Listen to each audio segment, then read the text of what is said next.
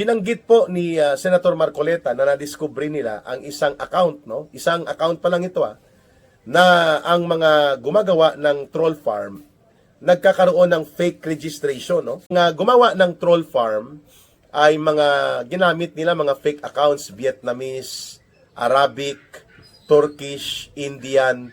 Yan po ang mga nakalagay na mga accounts na kunwari marami ang miyembro.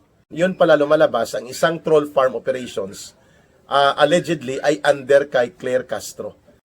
Kaya po mayroon siyang recording na kumakalat ngayon sa social media. Nag-leak po ito at tinatawagan niya at minumura, no, at niyayaw-yaw, no. Very classic na si Claire Castro talaga, no. Ang boses hindi AI at hindi nga niya ito tinanggi, no. Hindi niya itinanggi ito na pinagagalitan niya. Sabi niya, mga bobo naman kayo, mga walang alam, walang kwentang pinaggagawa nyo.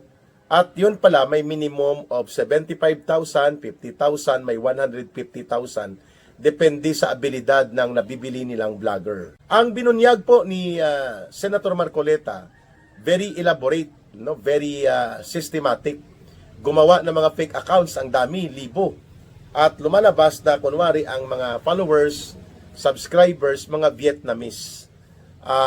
Ang accounts, no? Mga Indian, mga Turkish, mga Arabic, upang palabasin na kunwari marami ang nagsasubscribe, upang lituhin, linlangin at lokohin ang taong bayan. Yan pong purpose ng troll farm at ginamit po yan ni Marcos Jr.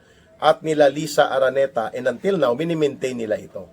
So kailangan po maimbestigahan ito ng Cybercrime Unit ng Philippine National Police at ng National Bureau of Investigation itong ginagawa na possibility of involvement ng isang opisyal ng Malacanang sa katauhan po ni Claire Castro na nagpapakilala na siya ay Presidential Media Officer, subalit lumalabas na barker at troll farm operator maintainer ayon sa mga lumalabas na mga balita at mga materials sa social media. Ang pangalan po na binanggit ni Senator Marcoleta, Luis Orbun.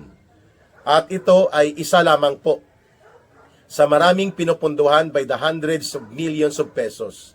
Mula po ito sa malamang confidential fund ni Marcos. Kasi ang taunan po na confidential fund ni Marcos Jr. ay nasa 4.5 billion pesos po yan hanggang 4.7 billion pesos. At taon-taon ubos po ito mula 2023, 2024, 2025.